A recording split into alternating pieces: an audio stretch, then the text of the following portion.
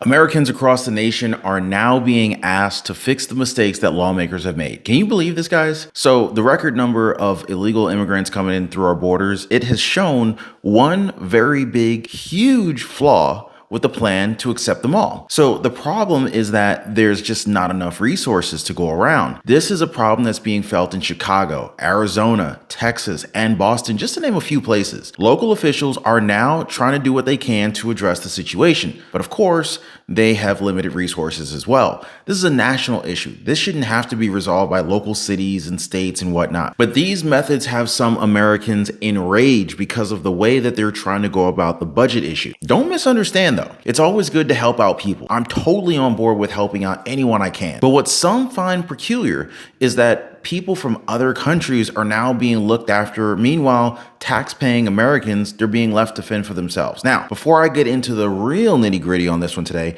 all I ask of you guys is to just take a second, drop a quick like for the video. It totally helps a lot. And I just want to thank you guys so much for always sharing the videos. I cannot thank you enough. It literally definitely does help out the channel a lot. So take Chicago, for example. So it's come out that several members of the Chicago City Council are now criticizing Mayor Brandon Johnson's new plans. His plan is to allocate $95 million to help migrant housing crisis in the city, right? But here's the problem with that. So the $95 million is going to come from the COVID emergency funds, right? A lot of these funds were used for stimulus checks back in the day. Anyway, so this means that this money was meant for tax-paying Americans in the city. This was also meant to help businesses, local businesses that are struggling, local businesses that unfortunately are doing layoffs, right? Anyway, so this was meant to help the businesses. It was supposed to help lift the people of Chicago who lost their loved ones in recent years. But no, this money is not going to be used for that now. Instead of allocating it to them, he's now moving these funds. He's reallocating these funds because they're dealing with this crisis, kind of like a man-made crisis. Anyway, I digress. So Chicago, they've now mobilized 27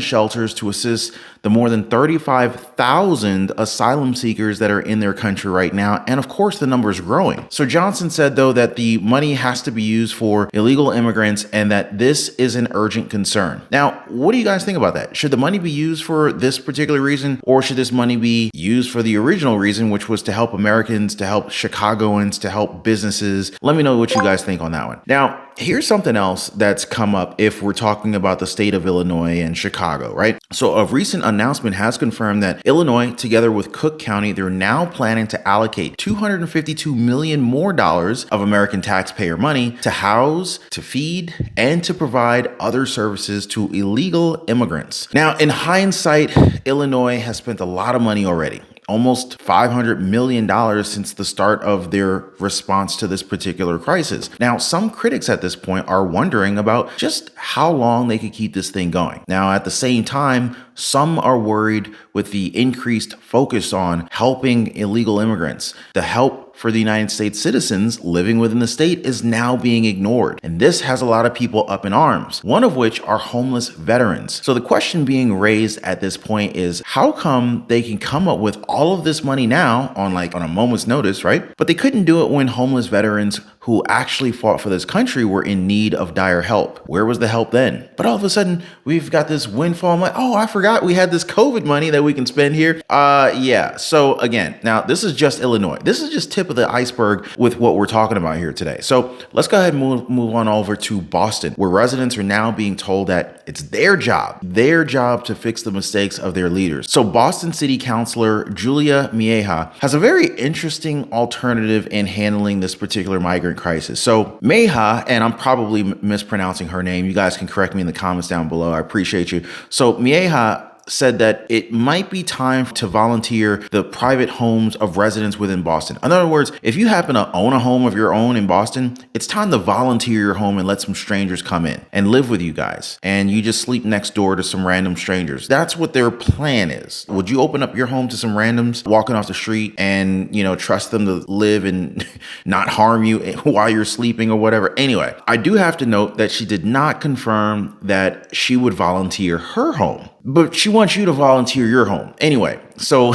instead, she talked about the homes of local residents. I guess she doesn't count herself in that. Maybe she does. I don't really know the detail on that one. Now, you got to wonder, how did she come up with this amazing idea? Well, she reasoned out that there are places outside of Boston that have more funds available that can deal with this particular crisis. Now, again, she's not talking about state or federal funds. She's talking about the money of Americans who are living within Boston. She said that the solution lies within the wealthier suburbs of Boston. This means housing illegal immigrants inside your home. You guessed it. Do you feel comfortable with this idea? I'm just wondering, maybe it's just me. Maybe I wouldn't necessarily feel all that comfortable, but can you imagine, like, as a husband, you're going to work and your wife and kid are at home and you got some random strangers living with you. How do you feel with that? I'm just wondering. So Mejia pointed to Dedham, Wesley, and Brookline cities and towns that she says is richer in resources compared to the city of Boston, with people who have more financial support. So she's saying that because there are a lot of people here who make good money. And then it's only right for them to do their part in helping out with this illegal immigrant crisis that's hit their city. Now, I don't know if that's fair. So the illegal immigrant crisis that hit their city was the problem or created by the lawmakers, but yet the people who live in the city are forced to have to fix it or deal with it. Like, does that sound accurate, or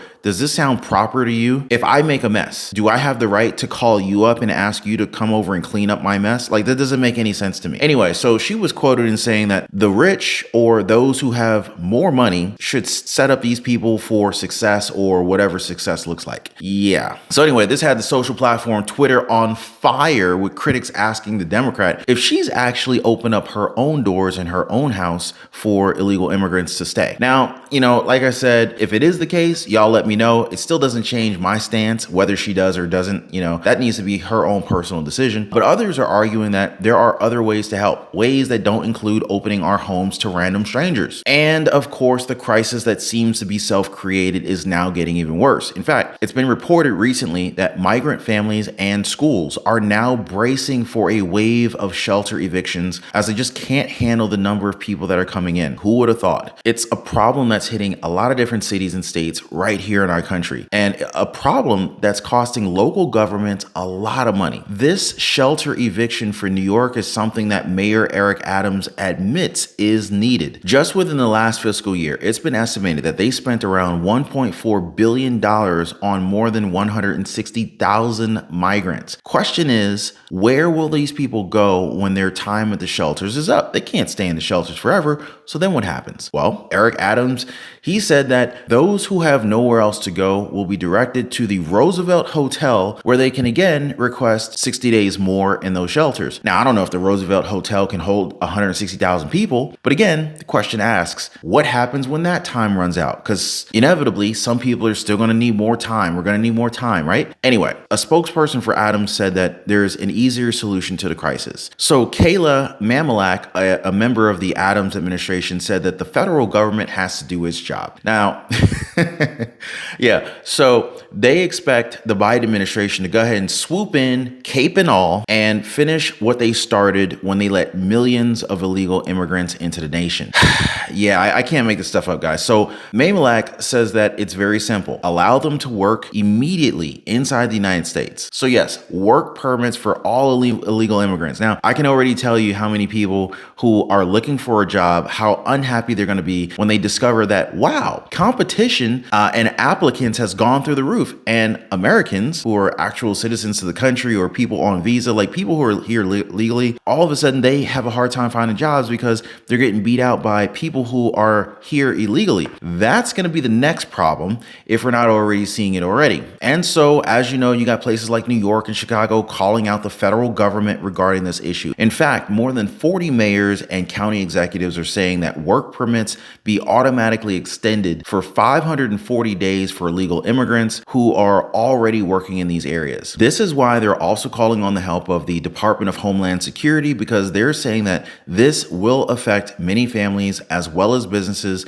who have employed these particular workers. Officials also noted that not granting this extension will significantly impact their ability to receive even more illegal immigrants. So They're only trying to give illegal immigrants jobs so that they can basically support themselves so that they can let more illegal immigrants into the country. Is that really the plan? Someone's got to be smoking something in that White House. Anyway, so Mamlak also noted that migrants shouldn't focus on solely entering sanctuary cities. We need to go ahead and spread them out, not just the sanctuary cities. We got a lot more states and whatnot. We can get them in those areas too, right? Yeah. Suggesting that more and more cities and states open their doors to these people. Now there's another possible crisis that's coming. And this was highlighted by an official from Immigration and Customs Enforcement. So the official said that they are now planning to release thousands of migrants to the United States. So right now, the ICE, the Immigrations, Customs and Enforcement, is holding at least 38,000 migrants in long-term detention facilities. Problem is that their resources are limited. The borders are now severely underfunded. In fact, two officials from the Department of Homeland Security said that the ICE is forecasting a budget shortfall of around $500 million.